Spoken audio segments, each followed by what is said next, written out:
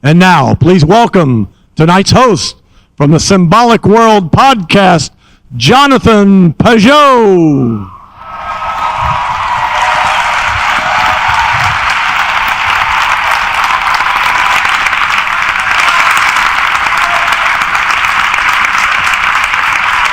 Welcome, everybody. I am very excited because for the first time, Jordan Peterson is in Montreal. It is the first time that he's speaking here. Jordan has lived here. He lived here for 8 years. He was at McGill, and he loves this city, and so it's really great to have everybody here to listen to him speak. I want to rewind you in my life to 2015. This is before Jordan Peterson was famous. He was a psychologist at the University of Toronto. And I was driving down the road and I was listening to the CBC. And I don't know, I was just getting my son at his friend's house on one evening, and there's this conference on the CBC, and here's this professor. And he's saying things that I am not used to hearing on the CBC. The way that he was speaking, the references that he was making, he was going through Solzhenitsyn and Milton and Dostoevsky. He was talking about the nature of reality, using words like logos, which you usually don't hear on the radio. I was really surprised. I was very surprised because he was saying things that were connecting to something that I was already thinking. And this is an experience that I've heard many people say about Jordan's work, which is that when they hear him, he's expressing something that they had on the tip of their mind, that they could almost see, that they could kind of perceive, and Jordan is able to bring it together for them in a more succinct and very powerful way. And I was so excited that I was hitting the steering wheel. I was like screaming in the car. I am not like that. This is not usually the way that I act. I was so excited that I went to get my son, and all I could think about was what I'd heard on the radio. I couldn't believe it. I got home, I'm online on Google. Who is this Jordan Peterson fellow? I find him U of T. He's a professor of psychology. Start listening to some of his lectures, and every lecture I'm astounded at the way in which he's talking about the world. And especially for me, what was fascinating was that he was helping the secular world understand what some of the religious patterns, some of the mythology, some of the rituals that we engage with, what it is that they could mean for them. Why do they make sense? Why do we do these strange things like have rituals? Why do we have these strange stories that when you look at them on the surface are completely absurd? He was really helping people to gather that together. So I was so excited. I wrote him a little email, and I said, thank you so much for everything you do. And I sent him a link to a talk that I had given. At a university, also at a college in Ontario, at King's University, I think. And I was talking about similar things as Jordan in that conference. I was talking about the problem of complexity and how patterns come together and manifest certain realities. But, I just said, I'll just thank him, because I like I said, I've never done this before. So I write him, I'm like, thank you so much. And the next day I get an answer, nice little answer, thank you so much for your message, with a link to a few more videos. But then 2 hours later, he calls me. I did not expect that either. And I was, as much shock as I was experiencing, I felt like on the end of the phone, he also had the same kind of shock. Because he had detected in the things that I was talking about similar patterns to what was interesting him. And so since that moment in 2015, Jordan and I have been having an ongoing conversation about the pattern of reality, conversation about how complexity relates to the question of religion.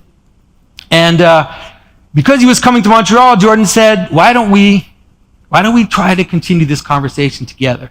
So tonight with Jordan, that is what I hope to do. We'll be going through the different arguments about the question of the pattern of reality, of how complexity comes about, and how it moves into all the way that we act, how we decide what is good, and how we move into the good. So I'm super excited to have Jordan with us, and I'm really I know he's excited to be in Montreal, so everybody, please welcome Dr. Jordan Peterson.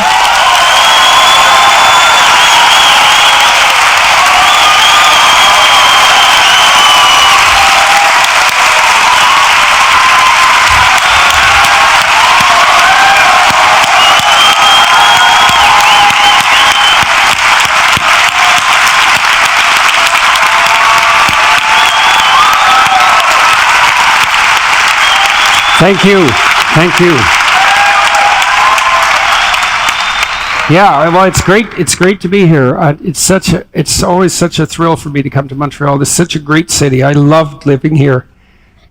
And we haven't been here for, 5 years or 6 years. I have lots of friends here. My former advisor and business partner's here. He's in the audience tonight, Robert Peel. Bob was one of the people who helped design the self-authoring program and Understand Myself program. And got lots of old graduate student buddies in the audience tonight, so that's pretty fun. And I wish I could go out and wander around the streets and see how the city's doing, but it looked great when we came in today. So I'm really happy to be here, and thank all of you for coming. And I'm really happy to be talking to Jonathan. As he pointed out, we've been conversing seriously with a variety of other people too, including Bishop Barron and John Vervaeke in particular.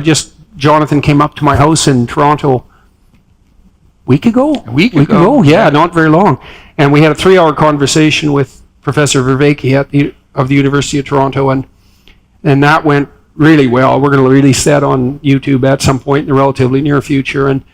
And so we're hammering out the same problems in some sense from different perspectives, and that's quite fun. And so I thought it would be a good opportunity I like to use these lectures or these opportunities to push my thinking on a particular question farther than I've been able to push before. I don't like to give the same lecture, and I like to discover something new.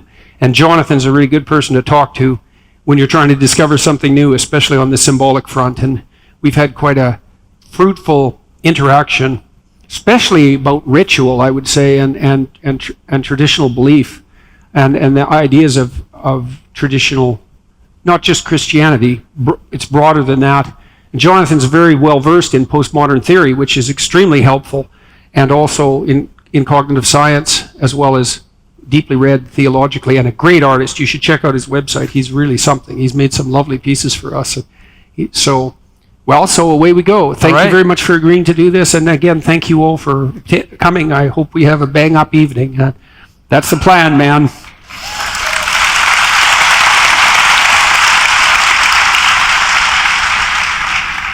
So one of the things that prompted your foray into religious thinking, there are different venues that you kind of brought you into it, but one of them was definitely the problem of perception.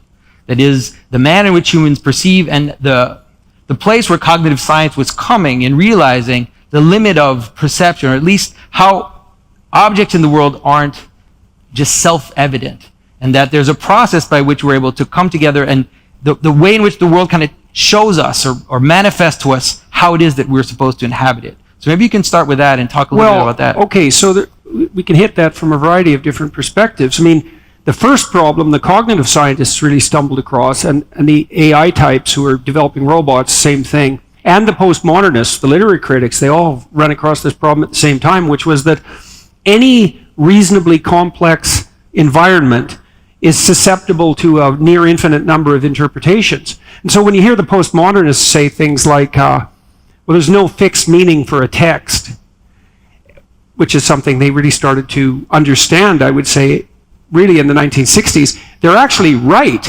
You think about a Shakespearean play or a biblical story, well, how many interpretations are there of Hamlet or of the story of Cain and Abel? Well, there's an indefinite number of interpretations, maybe one for every reader. Now, there's some overlap because we can commonly understand the stories, but, well, if there's that many interpretations, which one's right? And if none of them are right, well, then are none of them right?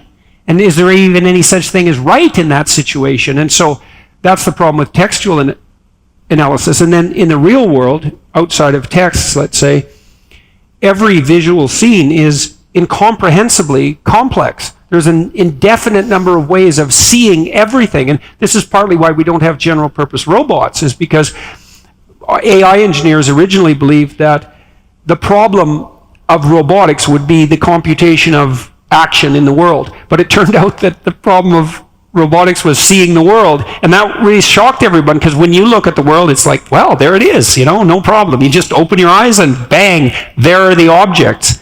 And yeah, there are objects. It's like, well, how many of them? Well, you could get lost in the details of this carpet. If you were a photorealist painter, you could take just a section of the carpet, and it would take you maybe 3 weeks to paint it in a high-resolution manner. And even then, you wouldn't have captured anywhere near the detail, and you'd only have done it under one condition of illumination.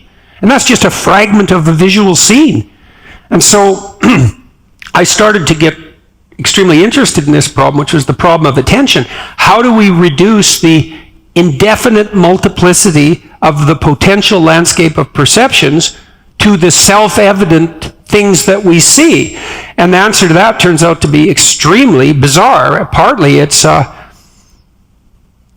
we don't see objects, we see meaning, and we infer objects, and that's quite the bloody revelation when you start to understand that, because, modern people, atheistic materialist types, they think, well, it's sort of a dead world intrinsically, and you overlay a meaning on top of that, and that's a secondary overlay, because the object perception is primary, and it's not real, the meaning. It's like, that isn't how your brain works. You see meanings. So, for example, with little children, there's an experiment, for example, called a visual cliff. If you take a baby who can crawl, and you imagine a table like this, and then another table the same set here, and then a plate of glass between them. If you have the baby crawl towards the visual cliff, the baby will stop. And the reason isn't that the baby sees like an objective pattern and thinks, oh no, I can fall. They see a falling off place. And then maybe they can infer some common objective pattern out of that. But we see meanings, our primary element of our perception is meaning, mapped right onto our body. And that really upends in some sense, the whole empirical notion of the way that we act in the world, the whole rationalist enterprise, although less that. And it poses very strange epistemological questions, so that's questions about the theory of knowledge, but also very strange ontological questions. So, for example, if you're a Darwinian, think, okay, well, we evolved to perceive the world in a manner that's accurate enough to ensure our survival. And that's about as accurate as it gets, in some sense, if you're a Darwinian. Well, we perceive the world through stories. Actually, like technically. Well, does that mean that the world is a story? Or if not, what does it mean? And the answer to that is, it's not so obvious. And one thing that has become obvious that Jonathan and I have talked about a lot is that it's clearly the case that we see the world through something that when we describe it is a story. So you prioritize your attention through a structure of value. And you can't see unless you do that. And so that even means that the objective world, and this is something the postmodernists also kind of pointed out, the objective world isn't even so clearly objective, not in the way we thought, because you can't even see objects except through a hierarchy of value. And so we've talked a lot about, well, what that hierarchy of value might be, and you've hit that particularly from a more theological perspective.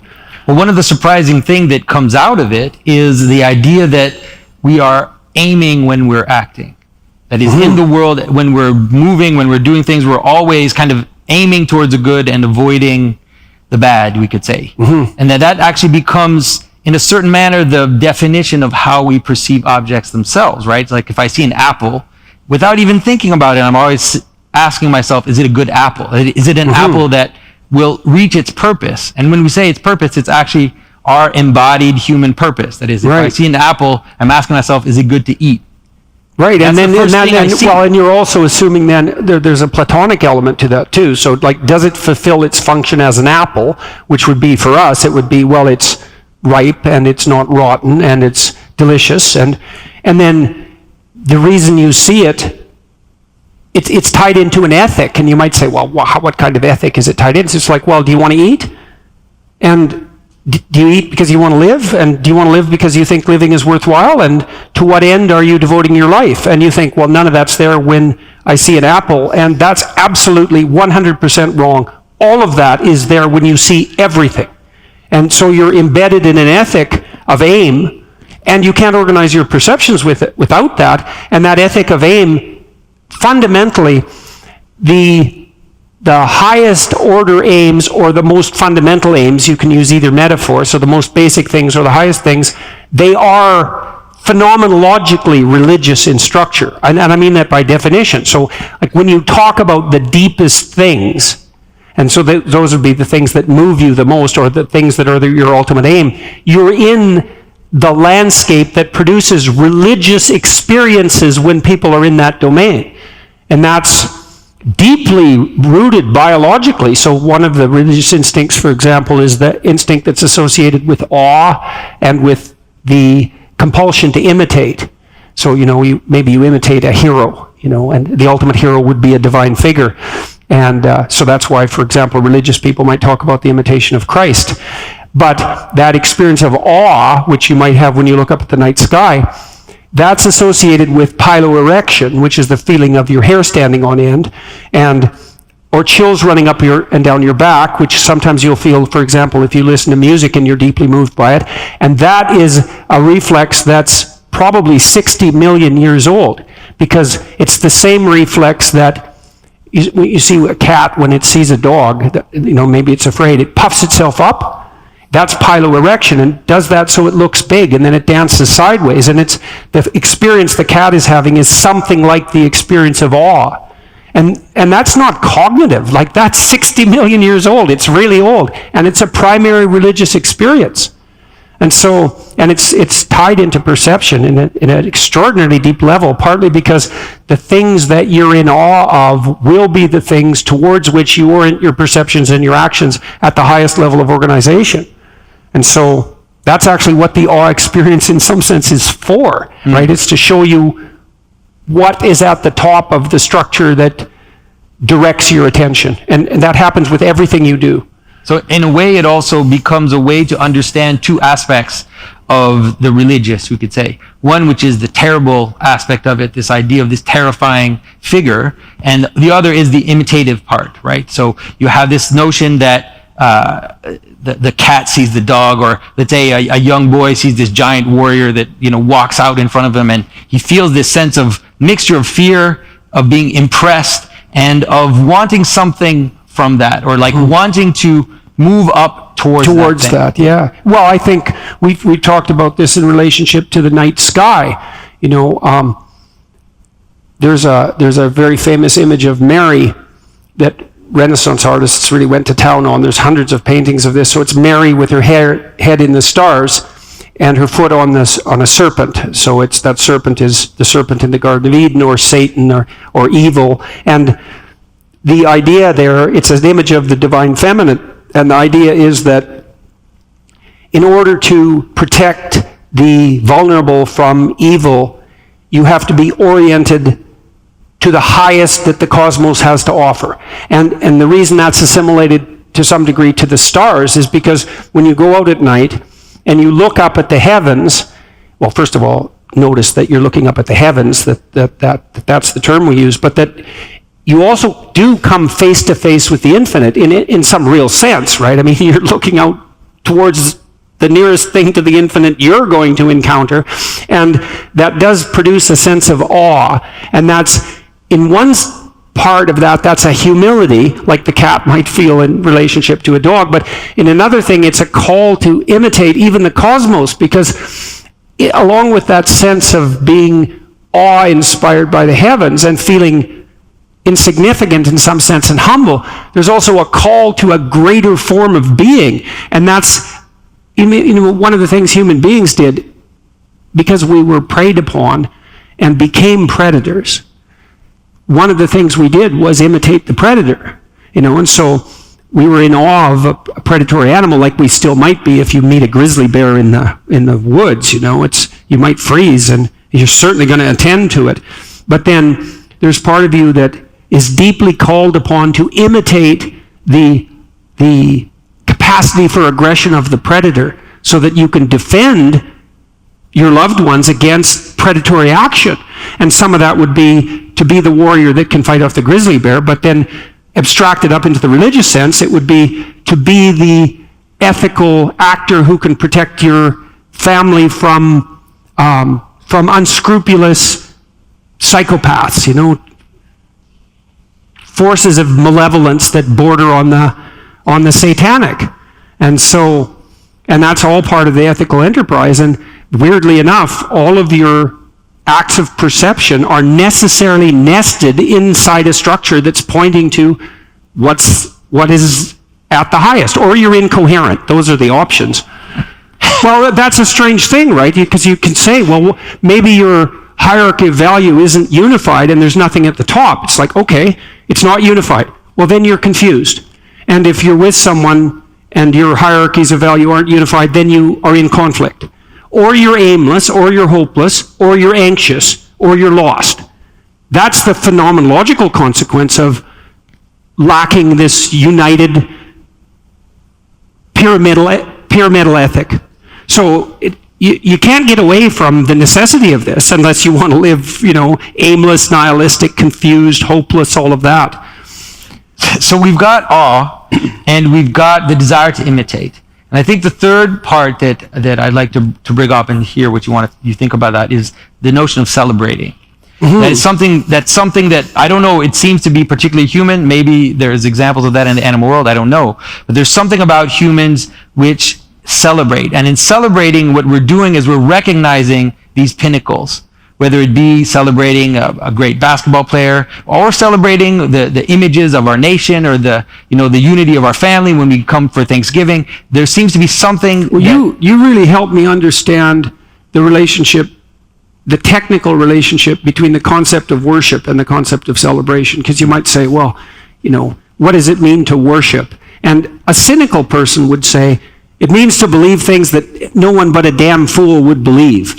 And that's kind of the dismissive modern attitude, but that isn't what it means. Like, worship it has this celebratory aspect, and that is tied into this instinct to imitate. So if you have a sports hero, first of all, he's a hero, and he is someone you put on a pedestal, which indicates a kind of, an elevation towards the divine or towards the sky, metaphorically speaking, and then there is this compulsion to imitate, and that's no different than celebration.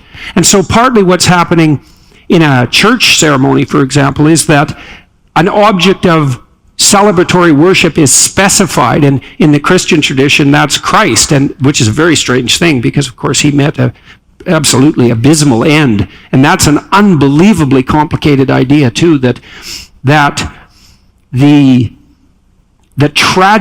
ultimately tragic element of human life is to be voluntarily apprehended in the deepest possible sense, and that what that produces paradoxically is a celebration and then also a vision of the resurrection.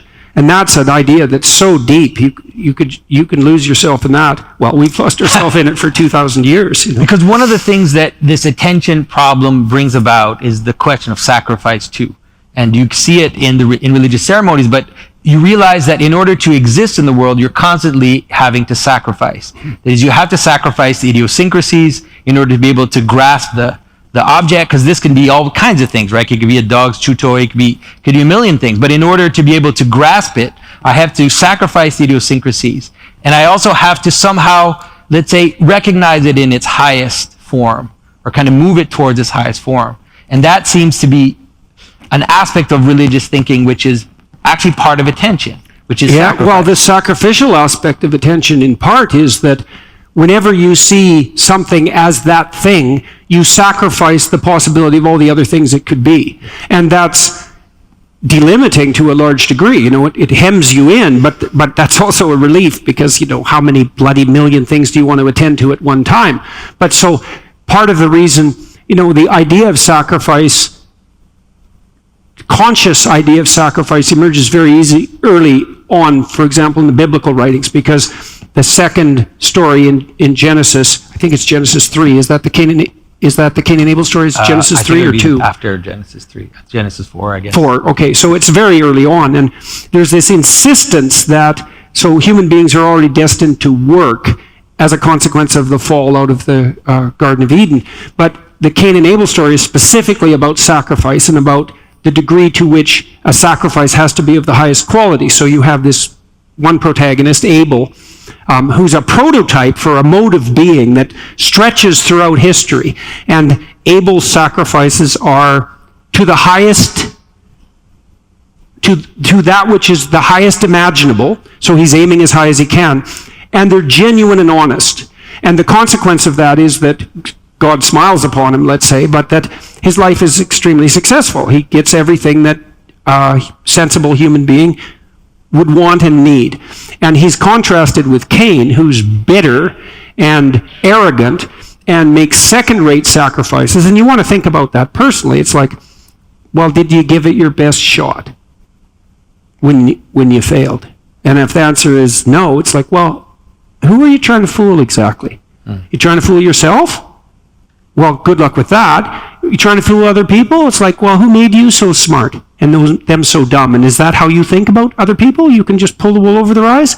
And then is it more than that? Do you think you can bend the structure of reality? And so you're going to make these half-witted sacrifices and that's going to please God too? And that's what you believe? And, Cain is very annoyed that his sacrifices aren't being rewarded, and he goes and talks to God and basically calls him out and says something like, kind of stupid cosmos did you make here? Here I am breaking myself in half and all the good things are going to Abel. It's like, what's up with you? Which is really quite the thing to do, And if you don't think people do that, you don't know much about them. Mm-hmm. And God basically tells them, well, people do that all the time, which is why it's an archetypal story. And God basically tells Cain that he doesn't make good sacrifices. He knows that perfectly well, that he was tempted by bitterness and arrogance and deceit to enter into a consensual sexual relationship with the spirit of vengeful sin itself, which is a hell of an accusation.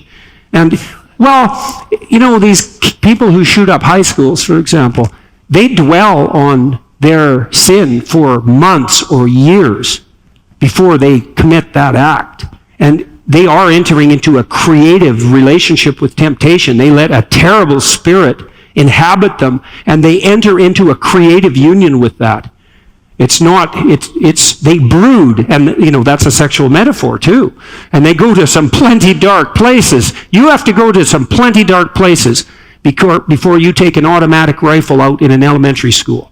Mm. And so if you don't think there's any brooding in that and any communing in a creative way with the spirit of vengefulness and misplaced aim, then you don't have much of an imagination for that sort of thing. And then, good for you, but you better be careful if you meet someone like that. Mm-hmm. And so there's this idea of necessary sacrifice, right? And that sacrifice is necessary for seeing. For any, think of a basketball player. I like to always bring it to something that at first not religious at all for people to see what we're talking about. The basketball player has to sacrifice a million things that all his friends are doing that are fun or that he could be doing. He has to take away all the idiosyncrasies and focus on one thing. Mm-hmm. And then that's when the Abel sacrifice comes in. He has to give his best. Mm-hmm. If he doesn't give his best, then he won't make it. There's no way. And so the sacrificial pattern enters into pretty much any type of excellence or excellent behavior we can. Yeah, well, and it also so it's integrally tied with the problem of perception itself and the fact that we have to sacrifice a multiplicity of potential interpretations or patterns of action to focus on one. But it's also integrally associated with the idea of the future, because to ensure that people are aware of the future in ways that animals aren't, or animals are only partially aware. We're very aware of the future and aware of our mortal limitations in a manner that seems unique to human beings. And we constantly sacrifice the present to the future. That's actually the definition of work. And that emerges very early on in the biblical narrative corpus, the idea that humans are destined to work, but that also work is the sacrifice of the present. And that's part of the fall in some sense. It's the sacrifice of the present to the future. And we regard that as the hallmark of maturity, fundamentally, right? Can you delay gratification? Well, if the answer is no, it's, well, then you're 2. Can you delay gratification? Well, then, I mean that technically. because 2-year-olds can't delay gratification, which makes it very difficult for other people to play with them, for example. If you can delay gratification, then you can work. If you can work, then you're mature. It's the definition of maturity and responsibility. And it does pervade. It's so interesting to see that it pervades the active attention itself, and that there's no, because I used to ask my students, because I was trying to figure this out, I'd ask them a question like, well, why are you writing this essay?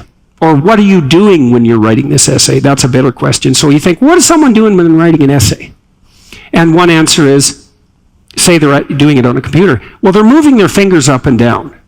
And that's actually a really good answer, because that's not an idea, right? Moving your fingers up and down, that's not an idea. That's where your spirit meets your body. You're actually moving something physical. And you don't really have consciousness of the musculature, or you don't know how you move your fingers, but you can do it. And so at the highest level of resolution, when you're writing an essay, you're moving your fingers. And now you know how to type, and you have automated structures for doing that. And then you're composing words, and the words are in phrases, and the phrases are in sentences, and the sentences are in paragraphs, and the paragraphs are in sections, and the whole thing makes an essay. But then that's a subset of a class, and you want to grade for the class because you want to pass the class, because you want to get your degree. But why do you want to get your degree? It's, well, maybe you're interested in that field of study, and you think being a scholar is a good thing, and you want to have a job. And so while you're writing an essay, what are you doing? Preparing to have your career? And then are you doing that because you want to be a good citizen and a good father, perhaps a good mother? And do you want to do that because you want to be a good person? Or are you mixed up in all of that? So you're doing all of those things well or badly at the same time, all the time, with everything you do, all the time. And there's no way around that. It can't be simplified. The whole structure has to be there.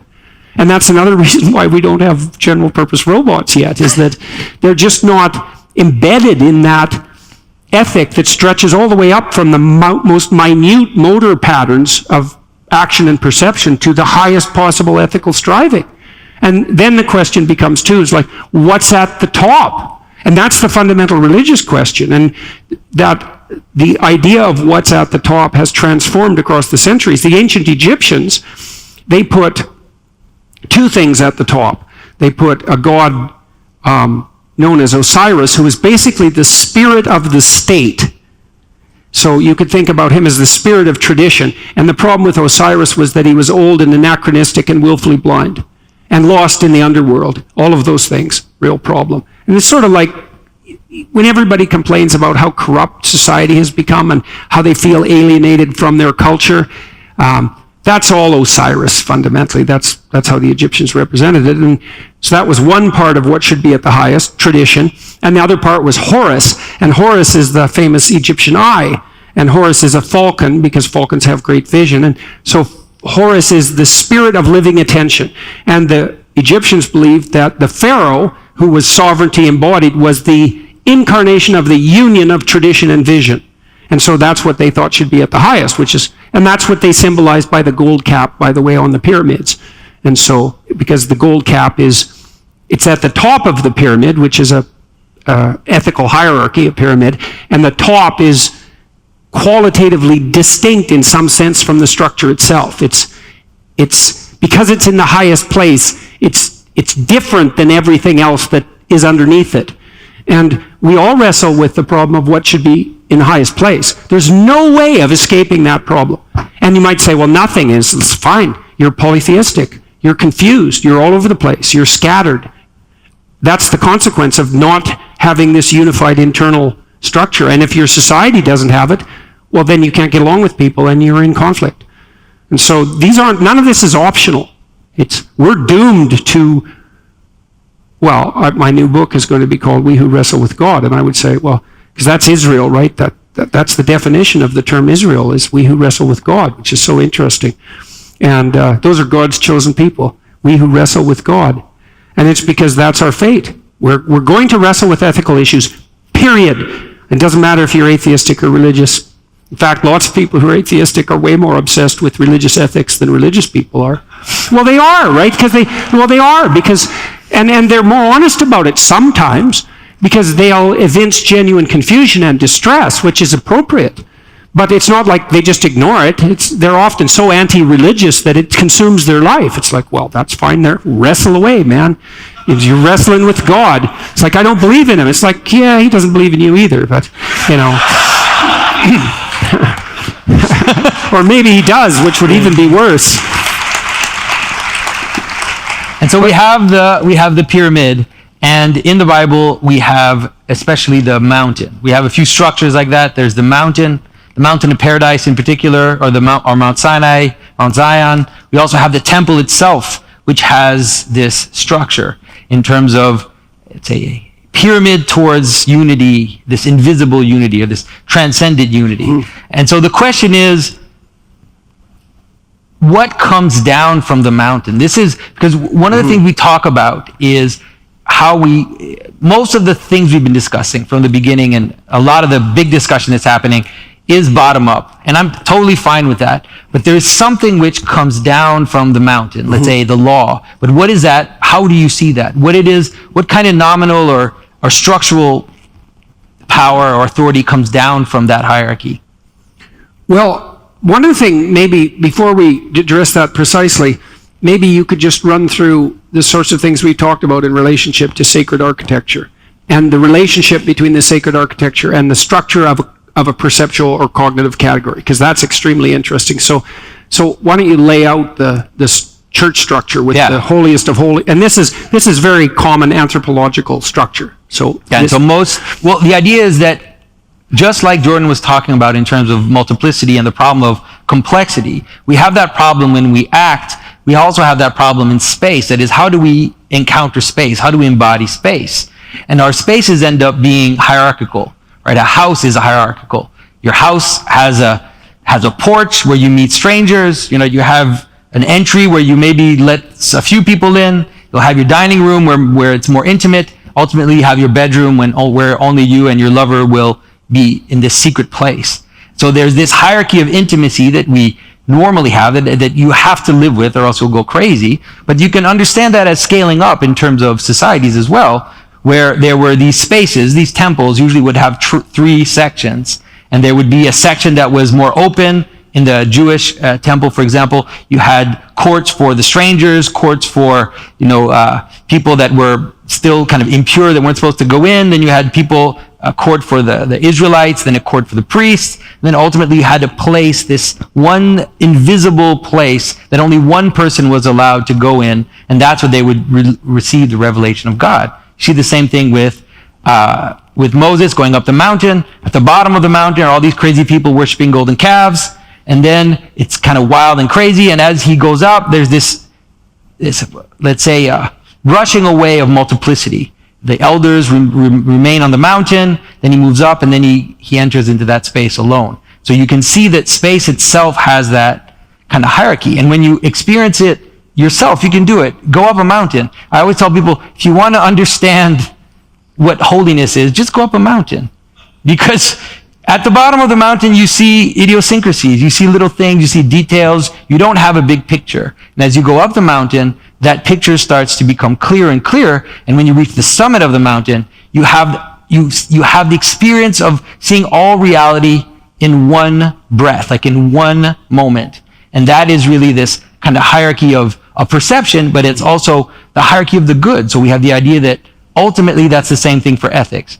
That there is a good up there. There's something which binds them all together. And that structure, this is a difficult leap, but that structure manifests itself with every act of perception you make. So, for example, I can look at the scene I'm in a lot of different ways. I can look at, most of you are in the dark, so I can't see you very clearly, but I can see a bunch of people, or I can see one person, or I can see the arm of one person, or I can look at the floor here, or I can focus on this. And, by focusing on this, I center it, I privilege it, right? I give it a sacred quality. And you might think, well, no, you don't. It's like, yes, you do, really. Because now you've determined that this is the most important thing that you can do at this moment, in this place, in relationship to the entire ethic that you inhabit. And you can't see this without doing that. And if you get it wrong, you pay for it. Yeah, well, you might spill it, for example. Or if you're driving and you don't end up focusing on the right thing, you will die. You could die. Yeah. And so it's not a theoretical problem. It's a real problem of the structure of and it's a very strange thing to understand that you inhabit this sacred architecture with every perceptual act you undertake. And also, perception is an act, by the way. You think, well, you just open your eyes and then you see the world. It's like, no, that isn't how it works. Your eyes are moving all the time. If they stop moving for more than 1/10 of a second, you will go blind because the cells exhaust themselves. And so there's all sorts of little micro movements that your eyes are making, some of them involuntary and some of them voluntary, without which you can't see. And the act of visual perception is very much like the act of exploring something with your hands, which is why, if you close your eyes and someone hands you a cup, you won't be able to tell if it's transparent or not, but you can feel it out, and you can develop a pretty good visual picture of the object. So you can see with your hands, and that's partly why kids want to grab everything, because it's hard to see with just your eyes, and if you can add your hands to that, it makes it easier to see. And that's active exploration, and you're feeling out the world with your eyes. You're never a passive recipient of a priori sense data. So the empiricists are just wrong. And then the rationalists have been arguing with them for centuries, because the rationalists always presumed that you didn't just get raw sense data. You had to impose a priori interpretive schema on the world. And that's the difference between rationalism and empiricism. And the rationalists are right, although they thought that was just rational. And that's where they were wrong. So it's not rational in the same sense that a reductive materialist atheist would use that term. And so it's very strange that the structure of sacred architecture, say, duplicates the structure of cognitive category and also the structure of perceptual category. So we inhabit a temple, corrupt though it may be, with every interaction with the world that we undertake. And that's really quite a frightening thing to realize. It's a very frightening thing to realize when you really realize it. It's like, this is real. And it's even worse than that. It's like it's the precondition for the idea of reality itself, that's really real, right? I mean, you've got real, that's nothing. It's the precondition for reality itself. That's super real. And to some degree, the Christian idea of the logos, and the Greek idea as well, is the expression of the recognition of the precondition for the real itself. And that's really something to understand as well. Scientists, I talked to Richard Dawkins when I was at Oxford, and one of the things that characterizes Dawkins is that Dawkins believes that the truth will set you free. That is not a scientific presupposition. That is a religious presupposition. But it also might be the religious presupposition without which science is not possible. Because all the scientists I know who are real scientists, they abide by the truth to an unbelievable degree. If you're a social scientist and you have a data set in front of you, say 200 columns of 500 rows, a complex data set, man, there are a lot of ways you can get that to talk to you statistically. And you make thousands of decisions when you're doing a statistical analysis. And every single one of those is an ethical decision. And one of the decisions is, well, do I prioritize my career or do I prioritize my pursuit of the truth? And so often those are antagonistic, because if you have a big data set, you want to discover something in it, and maybe there's nothing there, and then you've wasted 2 years, and that's pretty hard on your career. And so that battle between career promotion and adherence to the truth goes on with every statistical decision. And so much of social science is just not true because the incentive structures are set up badly. And so people will falsify their data with a million micro decisions and produce nonsensical patterns as a consequence. It's all an ethical enterprise. And not just nonsensical, but dangerous, dangerous for society as well. Oh, yeah. These have consequences. Yeah, well, if you falsify what hypothetically constitutes objective truth, it's devilishly awful, because you actually harness the validity of science to your own self-aggrandizement or your own ideology. And that's happening. That's happening plenty at the moment, folks. So, yeah, it's really bad.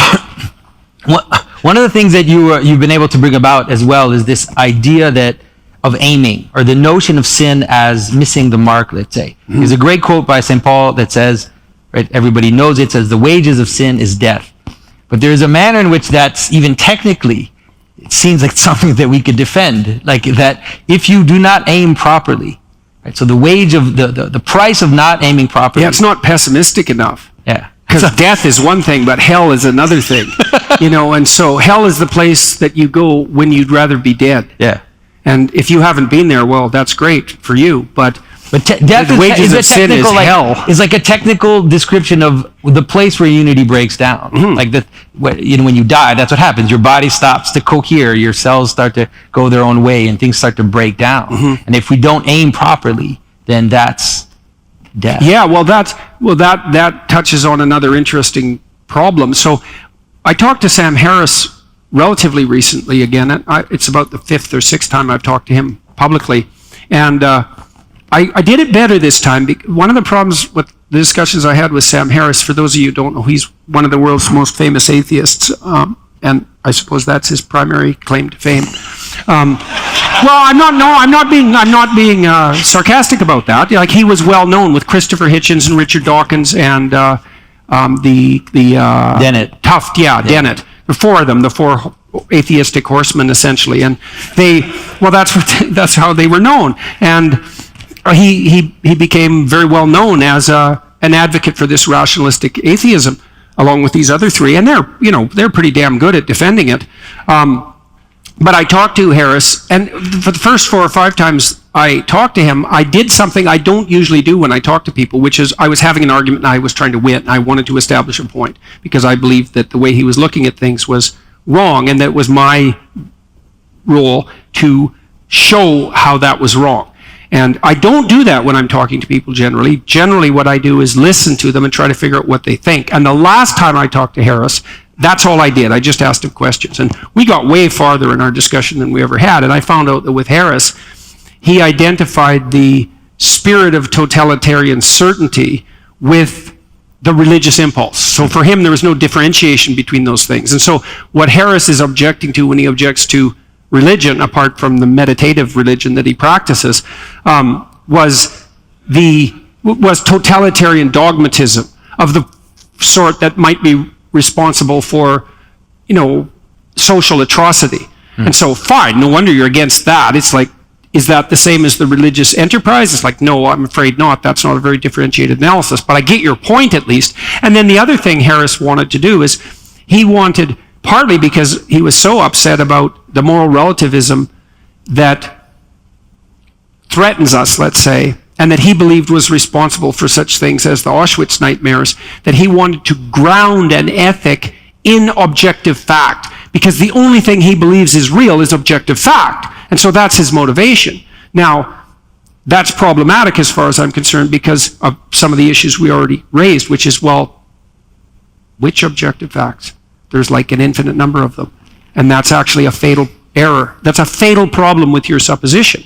Now, it's complicated, right? Because you say, well, the wages of sin are death. You can take an ecological and evolutionary view of that. It's like, obviously, whatever ethic we use to organize our behavior and our societies has to serve the functions of, let's say, reproductive fitness. So there's got to be a concordance between the domain of ethics and the domain of evolutionary biology, let's say. And then it's an open question to what degree you can use the findings of evolutionary biology to buttress your ethical claims. So here's an example.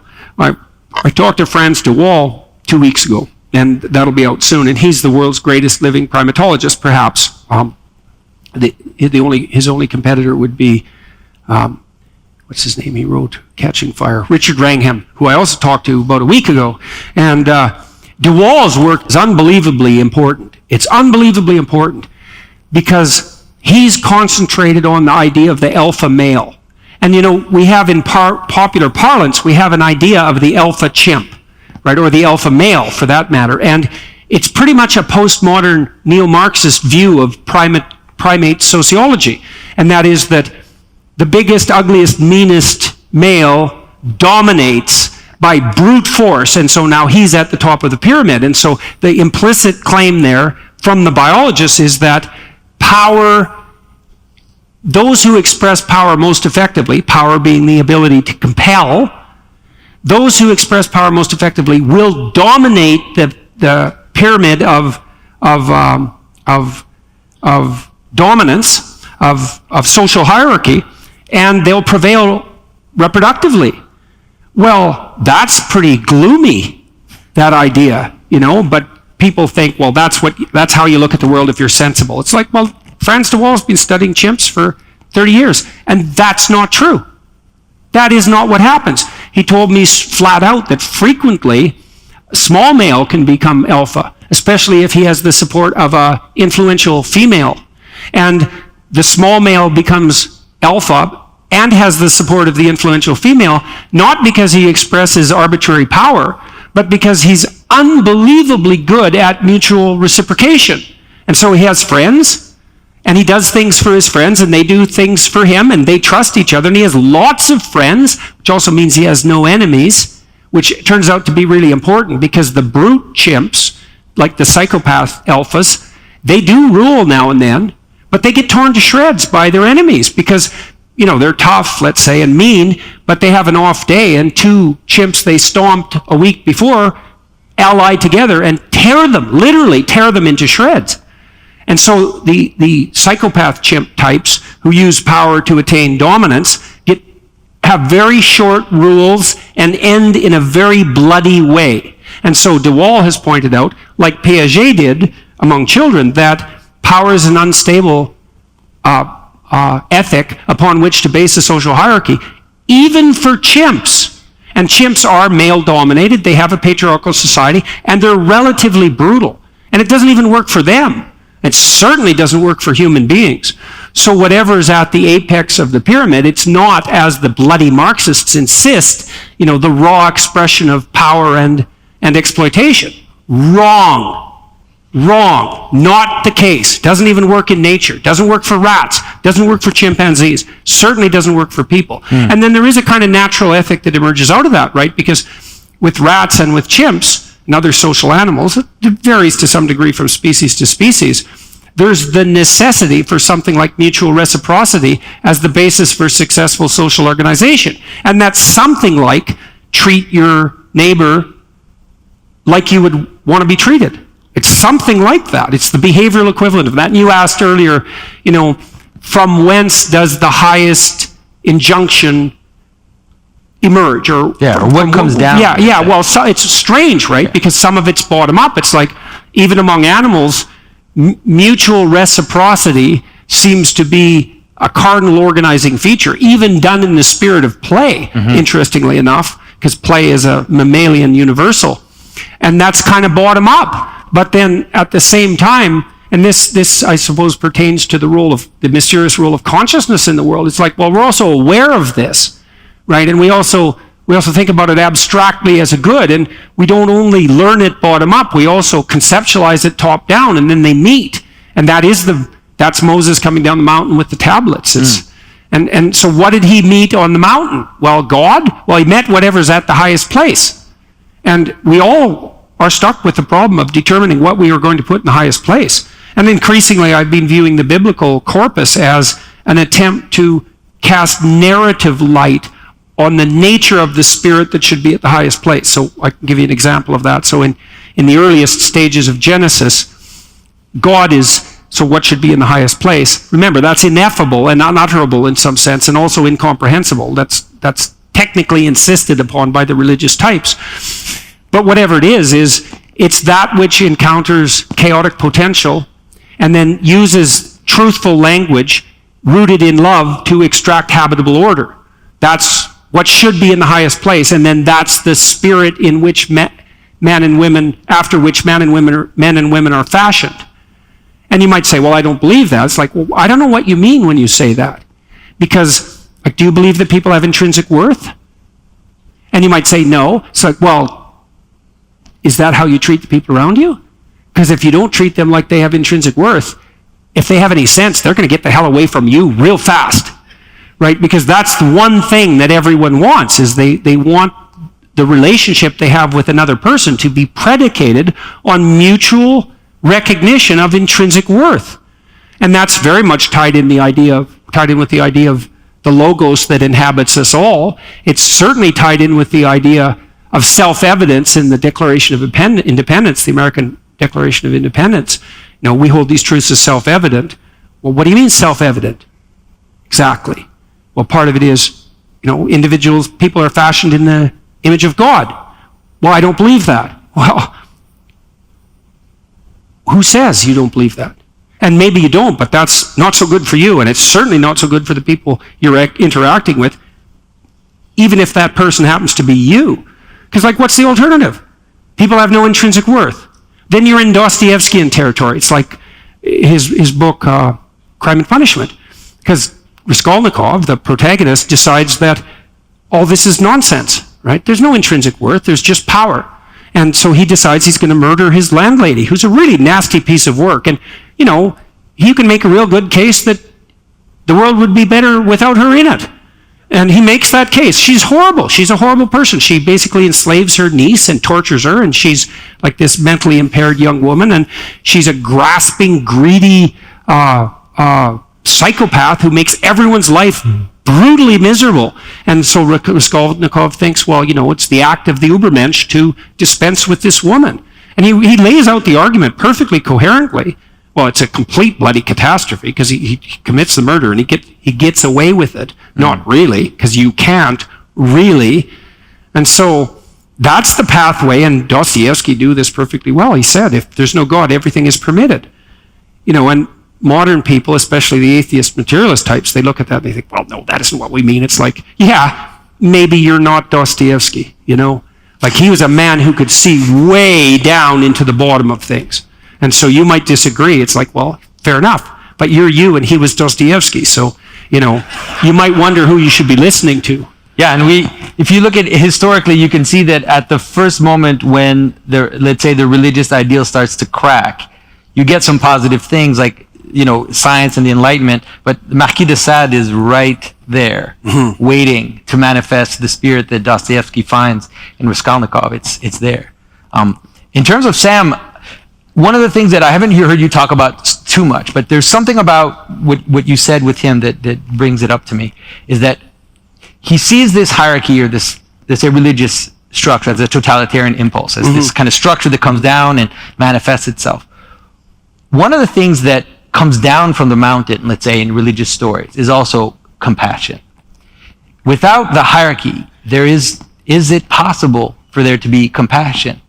Because compassion is also the manner in which we accept that nothing ever reaches the ideal, that we can recognize it, but we also know that it's always kind of beyond us. And so there is a sense that it's judging us, but there's also a sense in which it kind of yields because, every glass is imperfect and everything, every house is imperfect, every building, everything that we notice, we can also see that it doesn't reach that ideal. I don't know if you ever thought about that a little bit. Well, let me think about that for a second. We've never talked about compassion before, so. Yeah, well, when I think about compassion, first of all, I do not believe that compassion is an untrammeled moral virtue. And I think one of the terrible things about our society, one of the deadly Oedipal things about our society, is that we've put compassion in the highest place, unthinkingly. And compassion is for infants. And I really mean that technically. So, if imagine that your ethic was that you were 100% compassionate. Okay, so what are you like? Well, you're like a good mother with a child under 6 months of age. Because human babies are born premature in some fundamental sense. So, the average gestation period for a mammal of about our size should be 2 years. And so our babies are born radically premature. And there's complex reasons for that. One is that there's an evolutionary arms race between the circumference of the infant's head and the dimensions of the pelvic hole through which the baby has to pass to be born. And if the pelvis of women was any wider, they couldn't run. And if it was any narrower, then the child would die, like many children did, right? The human birth mortality rate was abysmal right up till about, certainly 100 years ago. And then babies' heads are compressible, right? The bones aren't fully formed when they're born, and often kids are born and their heads are cone-shaped because they've been subject to such pressure during birth. So it's It's a narrow needle to thread, and there's been a lot of evolutionary tinkering to get that right.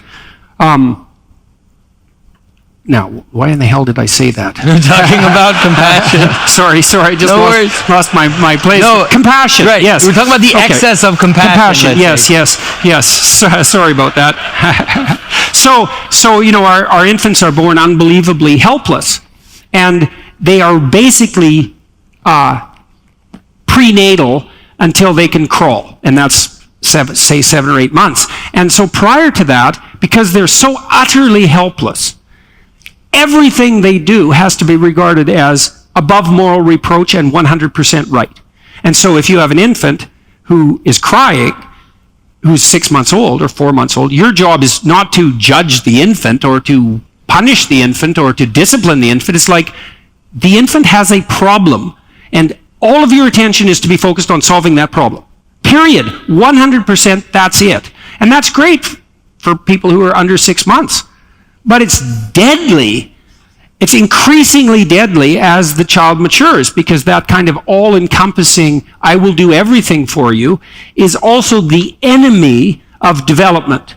And that's the whole Freudian nightmare. I mean, that's what Freud put his finger on, and he knew that that was the pathology of the age, the Oedipal mother. And it's like, yeah, well, welcome to the age of the Oedipal mother, everyone, because that's certainly what we see now. And so if you put compassion in the highest place, well, then that's what you have, is you have a state of being where everything is an infant. And the only hallmark of ethic is pity.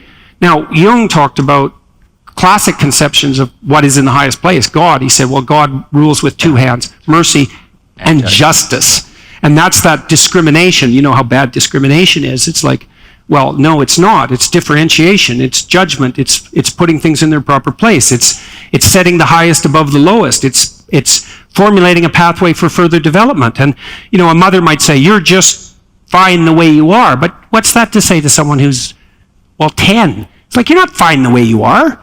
You're 10.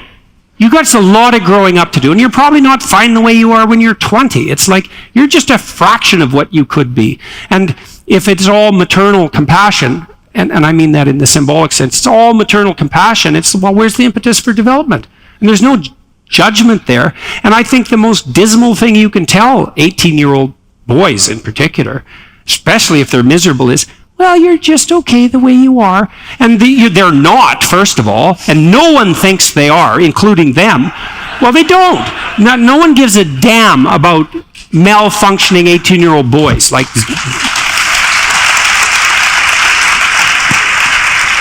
but you can say, with the proper admixture of justice and mercy, it's like, yeah, well, you're not so bad for 18, and you could be way more, and good for you, and then you can encourage that, and that's the spirit of justice, and that's a patriarchal spirit fundamentally. Right. It's the encouragement and the calling forth of further development.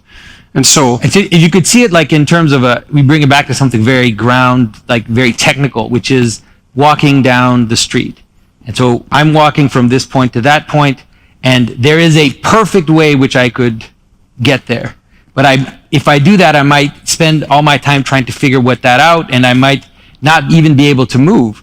There's also a manner in which I could go anywhere and fall over. So there has to be, even in almost every act of perception, that right hand and left hand that you talked about. Right. That mercy and justice has to be part. There has to be allowance for imperfection and error. Well, also orientation towards the aim. Yeah, and getting that balance right, well, that's part of what consciousness does, I would say, is it constantly adjudicates between those two higher order principles. Now, those aren't the only principles, and there's no final solution to that, right? You can't just say, well, we're all compassionate and we're done with it. It's like, no. And it's an ongoing problem, right? With your kids, you're always wondering, they make a mistake, it's, well, how much do you forgive them, and how much do you say, how about you don't do that again? It's really embarrassing. It's terrible for you. If you replicate that error, your life is going to be a bloody catastrophe. You're old enough to figure it out. It's like, clue in. And you might say, well, who loves the child more? The one who says, oh, it's okay, everything you do is lovely, which it isn't. Or the person who says, you could do better. And, the answer is, well, it's a discussion between those two viewpoints constantly, because And in your relationship with yourself, it's like, how much do you forgive yourself? And the answer certainly is 0. It's not 0. No one can live without being able to forgive themselves to some degree. But by the same token, you don't want to let yourself off the hook for every idiot error you make.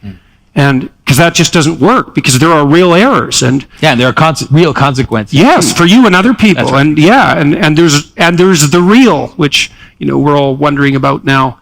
This is one of the things that I think is quite comical, and I talked to Dawkins about this. Is the rationalists, the scientists, the atheists, and the postmodernists as well really took the idea of the divine to pieces. And even in the dismissive way that you see with someone, say, like Harris, although, like I said, he has his meditation and he dwells in the realm of the sacred. He just leaves it ineffable, right? And doesn't ritualize it, doesn't turn it into any kind of intellectual creed. And I think he does that because if he turned it into an intellectual creed, his rationality would just tear it to pieces. And so then he would have nothing, in any case, we've dispensed with the idea of the sacred transcendent, let's say, and that's the hard-headed way of thinking about the world. But what the reductive atheists didn't quite figure out was the Dostoevskian problem. It's like, well, if there's no God, everything is permitted. Well, how about we don't believe in objects anymore? Well, that won't happen. It's like, yeah, really, that won't happen, eh? What makes you think that, like, do the Buddhists believe in objects? Not really. The world's Maya, it's illusion.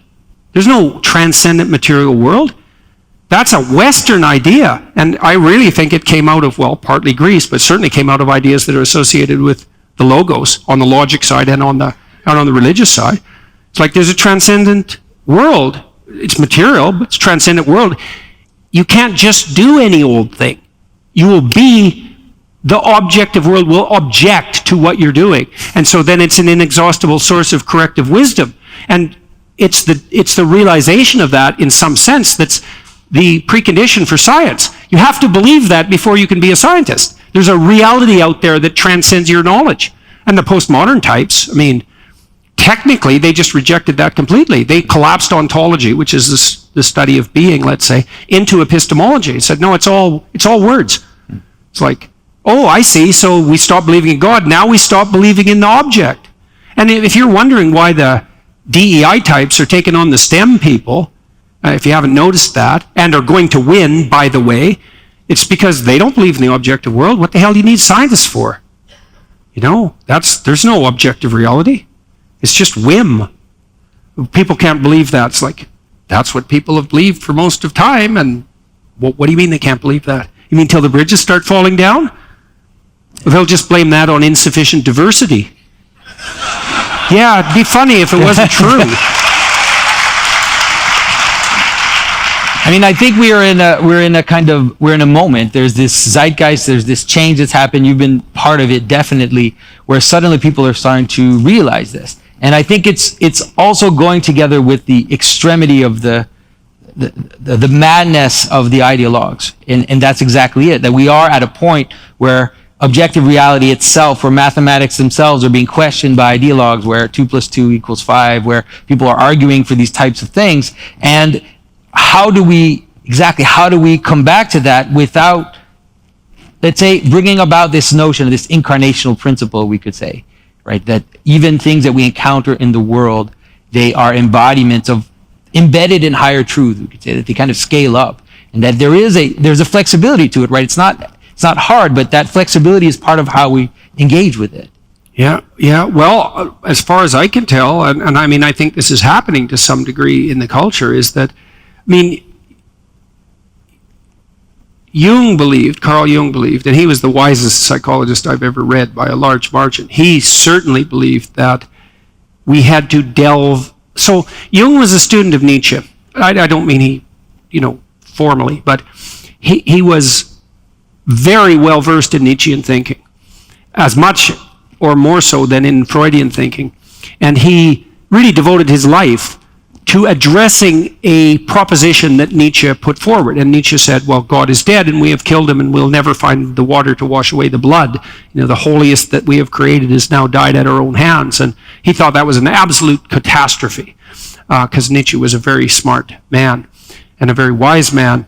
But he made a real error, I believe, and he posited that because of this collapse of values, this precipitous collapse of the value that unifies all values, or that is the precondition for all values, that we would be lost. He certainly felt that we would fall into nihilism, or that we would fall prey to communist idolatry in particular, which he predicted dead on, just like Dostoevsky did.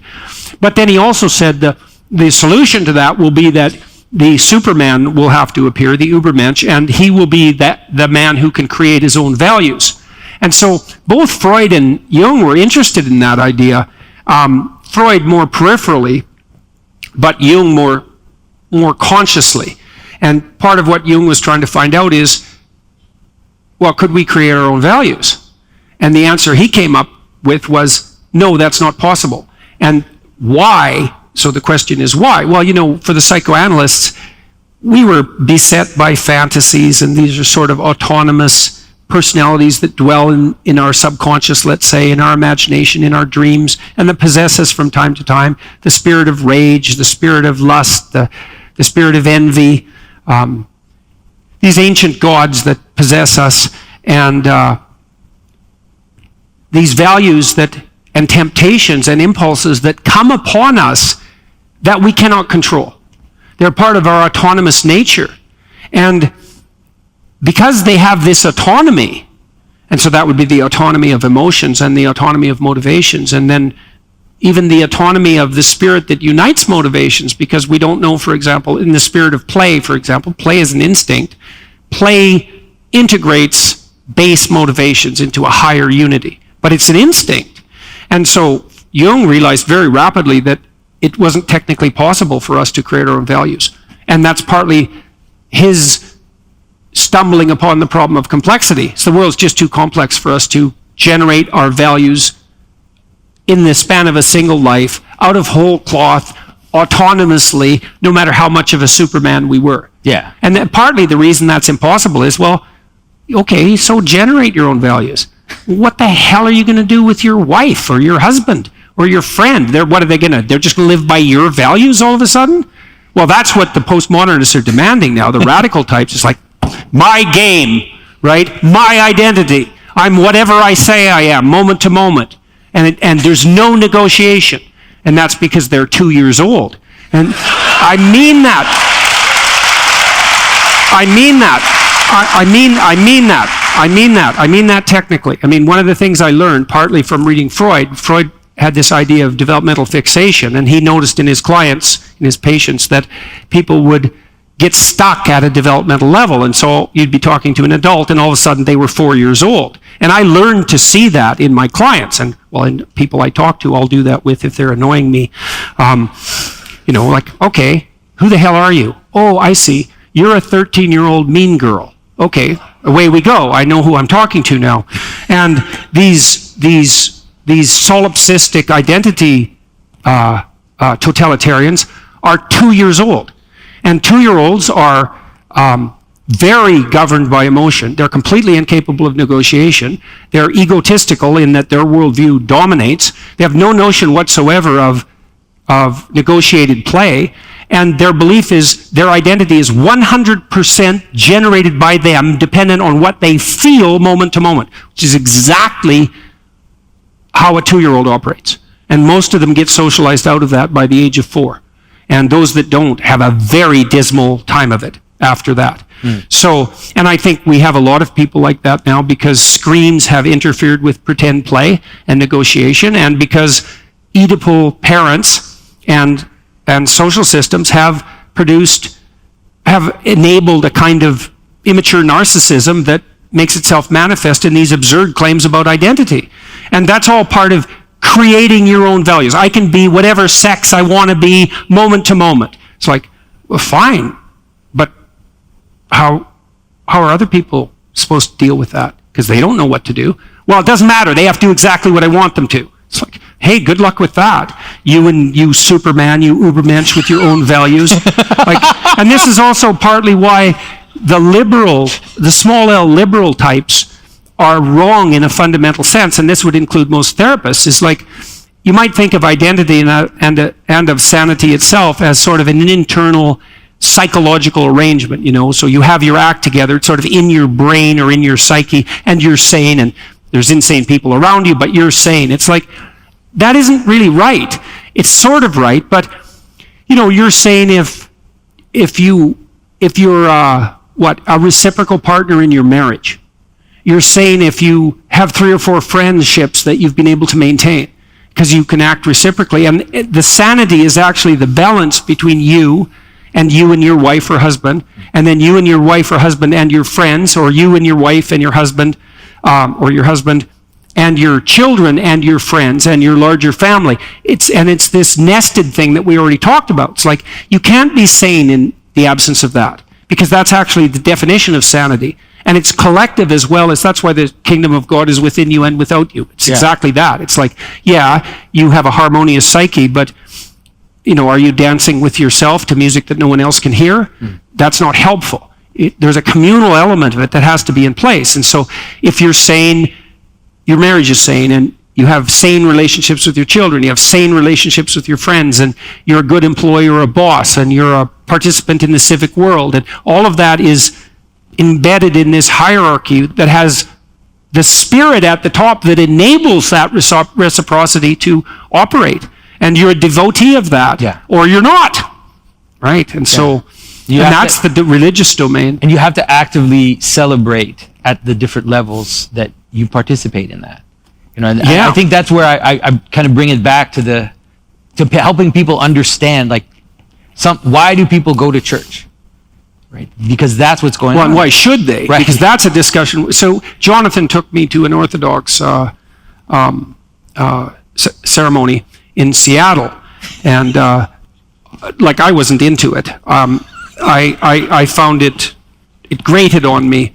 You're like a 10-year-old boy that we're telling to stop moving. That's right. So that was my Freudian fixations. Like, you're 10. Stop wiggling. Stop wiggling. No kidding.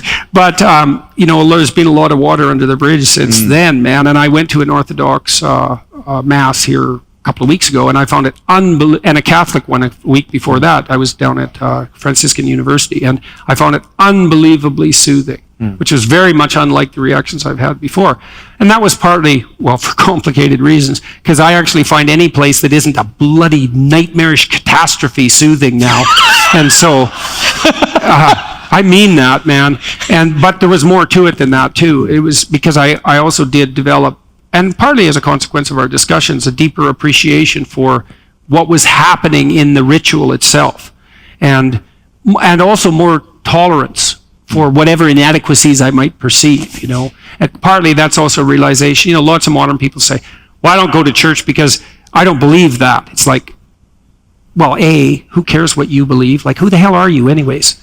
Like, and why do you even care what you believe? And how's that working for you, this belief set that you theoretically have? How sophisticated is that? Like, are you Plato or what? It's like, well, here's the church and here's me and I'm right. It's like, well, no, you're not. And first, and second, you don't even want to be, because that's a great place to be. Like, pinnacle of brilliant wisdom. It's completely solipsistic. No tradition for me, thank you very much.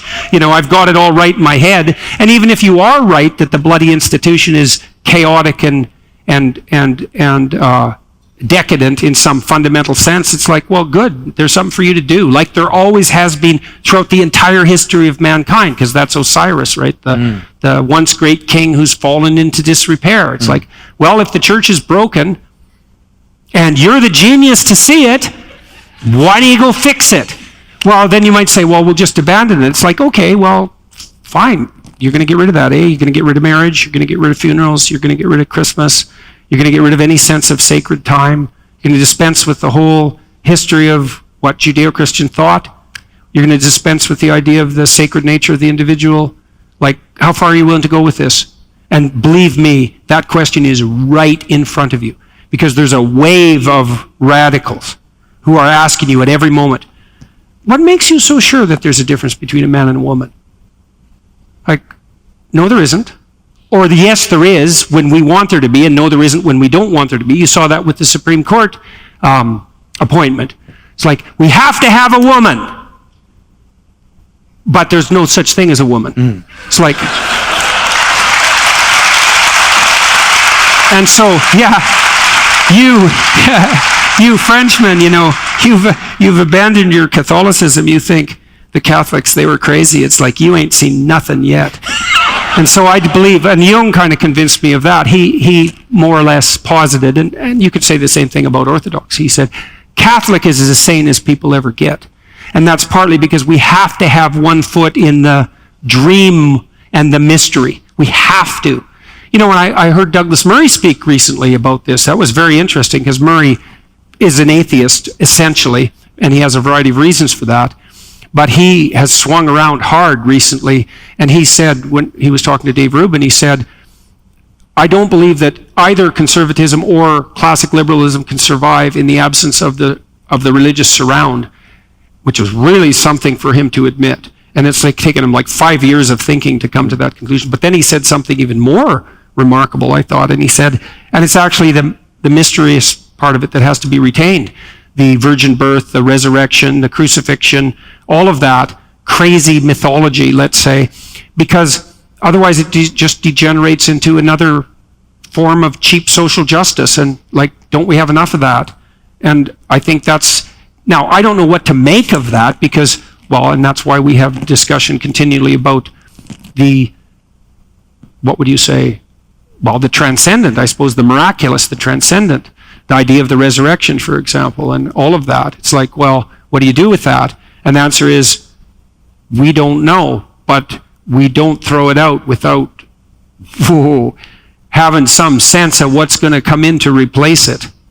And we're seeing that now. Look at us. We're so confused. No bloody wonder the Russians are at war with us. It's like, we're not having anything to do with those people. They simultaneously proclaim that a woman is absolutely necessary for the highest position in the land, or one of them, and that the same person says, I don't even know what a woman is. It's like, are those people insane? It's like, clearly,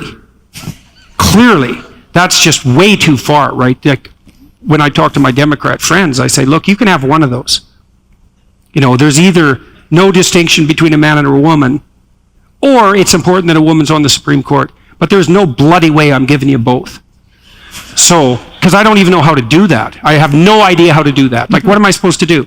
Celebrate womanhood and simultaneously celebrate the fact that the differences between men and women are so trivial that they're irrelevant and they can be changed at whim. That is insane. It violates the law of non-contradiction. And so you think religious people are crazy. Jesus.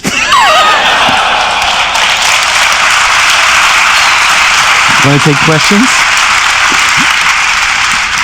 That's a funny place to stop, so I think we will stop there. And we have some audience questions, and so if you would like, then we'll switch to that. And so, thanks, Jonathan. That was just fine.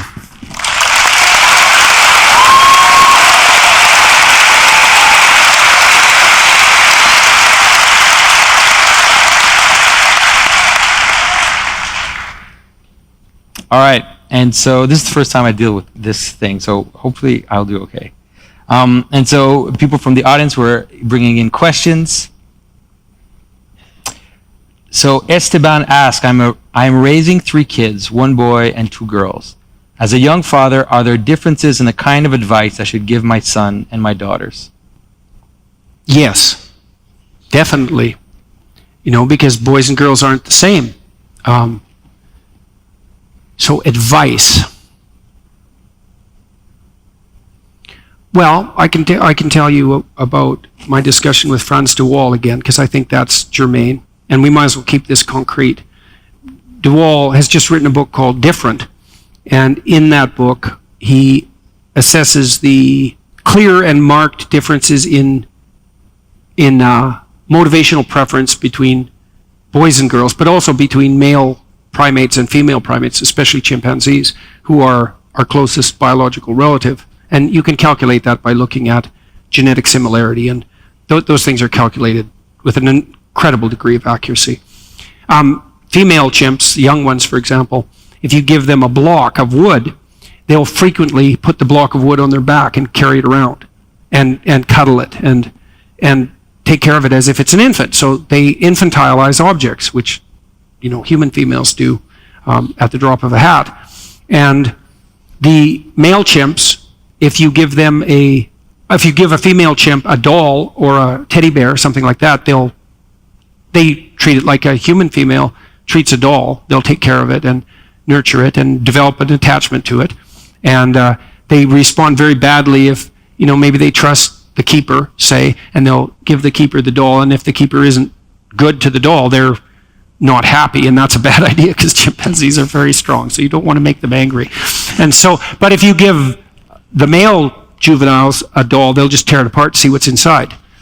And so, and that's basically what they do with monkeys, because male chimps, juveniles, will hunt colobus monkeys. They weigh about 40 pounds, and they tear them into pieces and eat them. And chimps are ravenous when it comes to meat.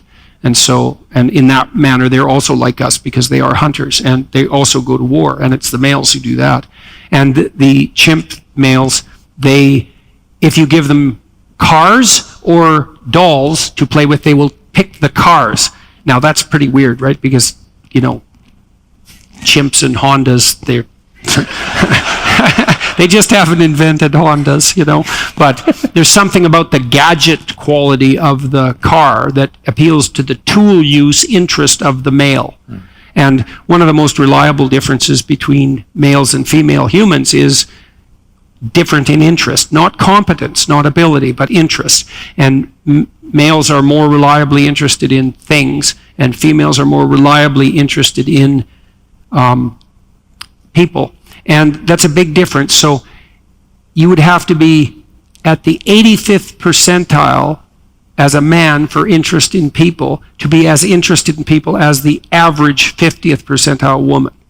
And you'd have to be at the 85th percentile among females interest in things to be as interested in things as the average male. And the reason why in the Scandinavian countries there's a preponderance of male engineers and a preponderance of female nurses, and that differential has increased as the Scandinavian countries have become more egalitarian, is because that intrinsic interest is fundamentally biological. And so if you make the society egalitarian, it maximizes rather than decreasing. And of course, social constructionist, postmodernist, Marxist types just hate that.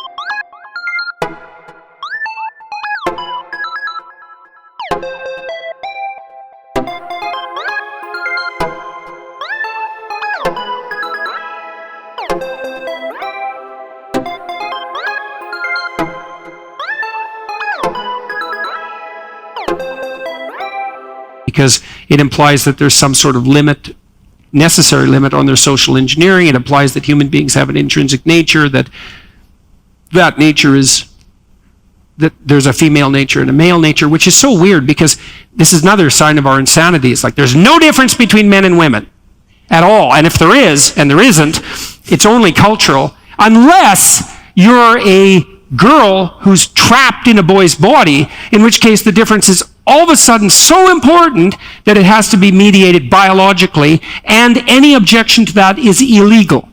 It's like, which is all the case at the moment. And so that's also insane because, sorry, you get one, you don't get both. There's either differences and they're important or there aren't. There aren't both. And so, well, okay, so back to the kids.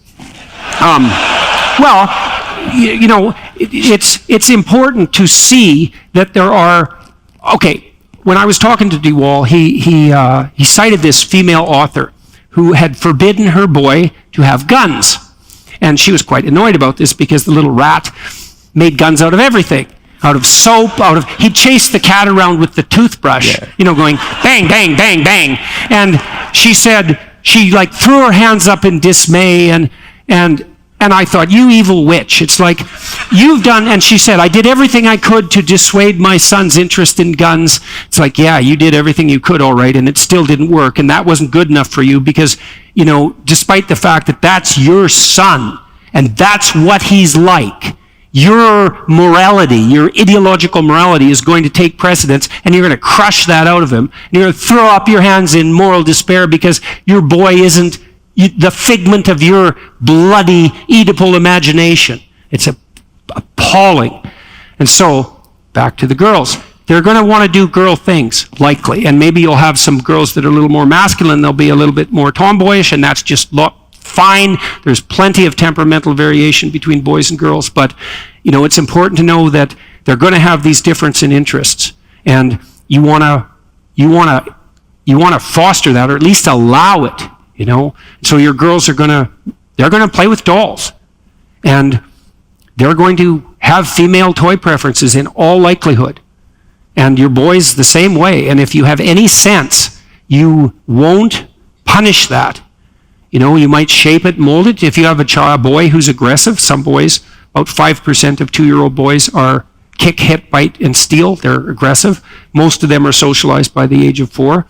You can channel that aggressiveness, that competitiveness. You can socialize it. You can make it pro-social, which is what you should do. But, your kid isn't nothing. People have a nature, an intrinsic nature, and it's up to you to foster that and to direct it and to have some respect for it, both on the feminine and the masculine side. So, and you...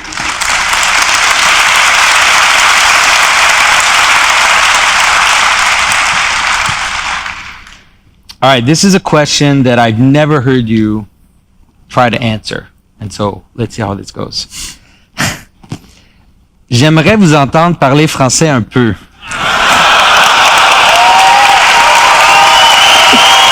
Voulez-vous nous faire plaisir?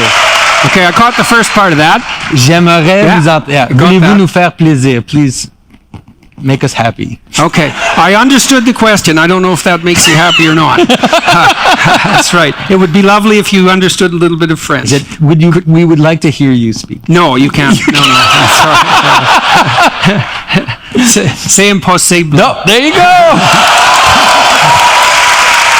Yeah, when I came here from Alberta, I had always wanted to come to Montreal. I was a fan of the Montreal Canadiens from the time I was a little kid, and I always dreamed. Yvonne Cornway and Henri Richard, and it was great. And I always dreamed of coming to Montreal. I always knew I was going to come to Montreal from the time I was like 12. And I wanted to learn to speak French. And I took French in Alberta, but that was like impossible because our French teachers couldn't speak French, so that was impossible. And I came here with every intent to learn to speak French, but I wrote my book, Maps of Meaning, and I published a bunch of articles, and I really concentrated on what I was doing at McGill, and that went by the wayside, and I really regret it because, I had that opportunity, and I can more or less understand it spoken if the person who's speaking isn't very bright and speaks slowly. And I can sort of read French, but my spoken French is abysmal and embarrassingly so. And I do regret that because I loved this city. It was a great place to live. I had a great time at McGill. My advisor, Robert Peel, is here somewhere in the audience. And he was a wonderful advisor. And as I said, the co-author of the self-authoring program. And I love this city. And there's something about Montreal culture it was so cool to come here from Alberta because everyone moved to Alberta. It's a new place, it has no history, and there's some advantage in that, but people live in Montreal, and it has a real culture, and people live out on the streets, and there's a vibrancy to the culture here that's such fun, and although you have kind of a fascistic bureaucracy, but the city itself is so free, and it's so peaceful. There's no crime to speak of. The streets are safe. You can go anytime, anywhere you want, day or night. The comedy festival is great. The jazz festival is great. spontaneous celebrations in Montreal if a soccer team wins a victory. There's a spirit of joy. There's none of that malevolence that you feel in the center of American cities often, for example, that sort of lurking danger. This is an amazing place, and I really hope we don't muck it up. You've done a lovely job on the waterfront. So, and I feel too that, I had an obligation in some sense as a Canadian to become bilingual and to do that fluently, and that just didn't happen, and it's a regret, that's for sure. So my apologies. So, do you want to go do another one? Are you good? Yeah. All right, sure. Let's do 2 more. So let's do 2 more. Yeah. All right, and so all right, I got one here. This is a tough one too. You often use I like you, that's why. You often use postmodern Marxism as a catch-all term for wokeness. Can you explain what you mean, considering both schools of thoughts are diametrically opposed? Like the postmodernists care about that. I just hate this criticism. It's like, well, do you know they were contradictory? It's like, yes, actually, I do know. Do they? No. And you say, well, they're diametrically opposed. It's like, yes, I know that, because the postmodernists are skeptical of grand narratives, and Marxism is a grand narrative. Let's point that out. Okay, so then why were all the French postmodernists Marxists? Because they didn't care about coherence. How about that? Or how about maybe they were trying to justify their own narcissistic drive to power? How about that? You explain it.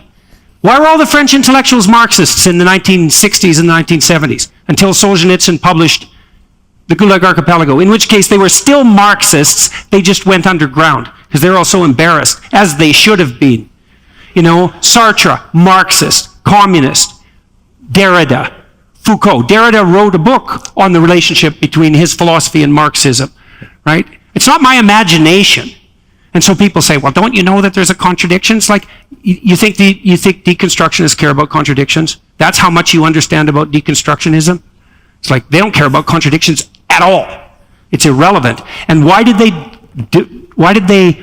would you say, sort of divert towards Marxism or default towards Marxism? I don't know, maybe because academics are jealous of rich people. I don't bloody well know.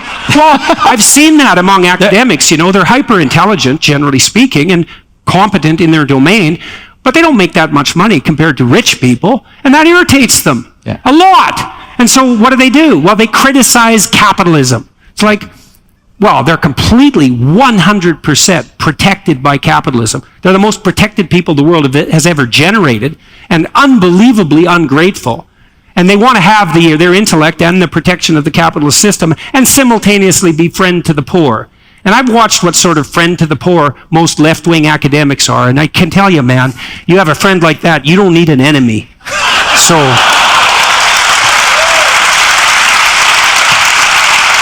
it's like Foucault and Derrida. It's like, well, we don't believe in grand narratives except for Marxism. It's like, that's real convenient, boys. And has anybody pointed out the contradiction? Well, us French intellectuals, we don't talk about that. It's like, yeah, no kidding, you don't talk about it. Because it's scandalous, to say the least. To be a Marxist? To be a Marxist now? Really?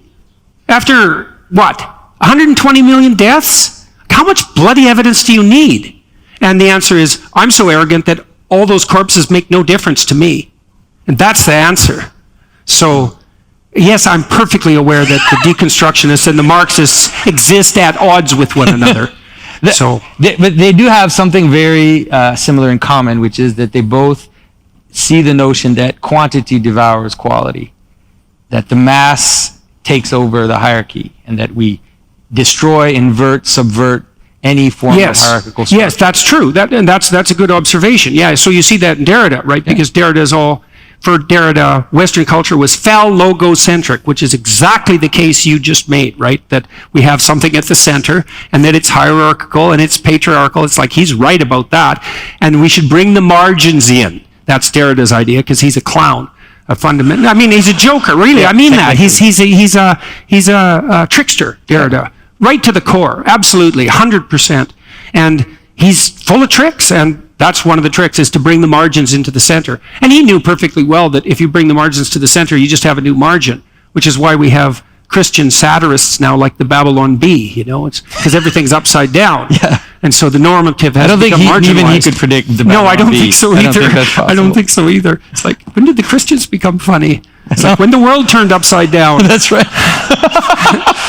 Well, it's so weird. It's like, because I've watched the Babylon Bee guys, and I watched their interview with you, which was like the weirdest interview I've ever seen in my life. These crazy frat boy Christian fundamentalists, which is weird enough in itself, interviewing you about sacred architecture and monstrous gargoyles in Renaissance architecture and the relationship between that and cognitive categorization, and then making like weird frat boy jokes the whole bloody time while you were keeping up with some producer laughing maniacally in the background. It's like, oh, wow, so this is where our culture's at. So it was strange, but... All right, one last Canadian question. So Gabriel V asks, do you believe that Pierre Poilievre could be the next Prime Minister of Canada?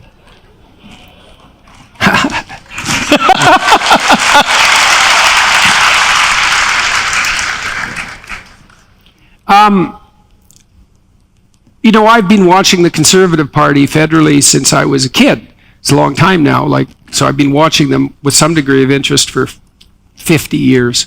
And they always do the same, almost always do the same thing when it comes to leadership selection. They'll have a candidate who's got a bit of a spine, and this is independent of what you think of him or his policies. Poilievre has a spine, and then, so they have a candidate with a spine, and he's got a little bit of spark. And then they have a leadership convention, and people are alienated by him because of his spine and also because he's a victor. And so, and he'll have an opponent, and people are opposed to him. And then there'll be a third candidate who doesn't annoy anyone, like Joe Clark. And then that's who they'll elect. And so then we just have a sequence of these leaders for the Conservatives who the Liberals can just, and the Radicals can just chase around nonstop, and who try not to offend anyone, and who are embarrassed about being conservative. And that's probably what the Conservatives will do again, because that's what they do, and that's what Canada does. And so, you know, could we have Trudeau for 8 more years? God. Yeah, well, we sure could. We're certainly going to have him for 2 or 3 years unless he implodes, and which I doubt, because, you know, in the last 6 months, the Trudeau government has done, I would say, 10 things so scandalous that when I was younger, 20 to 30 to 40, maybe even, any single one of those things would have brought down a government. And he's just doing like 1 a week. And so, and nothing happens. And, you know, he doesn't refer to Parliament. Oh, well, Parliament, what was that? It's just annoying. You know, the Chinese communists, they have it right. They're going to impose those environmental policies with no discussion. And that's what we'd like, because that's what we admire. Who cares about Parliament? We can freeze bank accounts. We can lie about the truckers. We can subsidize state media so that now we have a fascistic collusion between government and media. And if you don't think that's true, it's like, well, you do think that's true, because otherwise you wouldn't be here.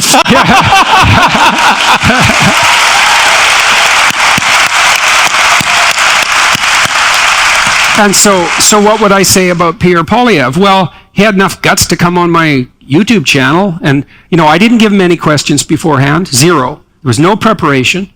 We didn't do any post hoc editing, and he didn't ask for any. He answered all the questions I asked him with no prevarication. You know, there was a few kind of prepared political talking points, and but I thought he handled himself extremely well. He was a very good conversationalist. He could really take turns in a conversation. He was thoughtful. I believe that his care for working class people is genuine. I think his economic policy is unsophisticated to the point of, would you say danger? Insufficiency. And I've talked to some very sophisticated economic players in the Canadian market, and they believe that our basic legal framework and our economic framework is 40 years out of date. And these are people who've played, let's say, on the international market and got burned badly by hyper-qualified American legal experts who just tore them into shreds when they tried to compete, you know, on a broad scale in international markets. We don't have good policies for data ownership in Canada. We're way out of sync with the digital age. We have no idea what we should be owning and what we shouldn't be owning in terms of our personal information, our data. And it isn't obvious that Poilievre has the sophistication to develop those policies. But I think he would and could learn. And he's young. He's only in his early 40s. And I think he would be willing to repair our relationship with the United States too, and maybe do something quasi-intelligent on the energy front, which would be, kind of delightful. And maybe he'd defund the CBC, and Christ, we should vote for him just for that. Yeah, because the faster they go, the better. The better. $1.2 billion a year to generate zero audience and to lie to their funders so that he can continue to believe all the idiot things he believes. It's really quite something. I don't know if Poilievre could manage it. I mean, the legacy media hates him. Yeah. And maybe that's a good thing because lots of people hate the legacy media. So, Yeah. I think not. No. I can't do that because Yeah. we have a procedure, and I'm a conservative, so All right. I sort of. All right. Thank you all. Thank you. Thank you Jordan, very thank much, you so everyone. much. Thanks, Jonathan. Thank you all. Pleasure to see you all here.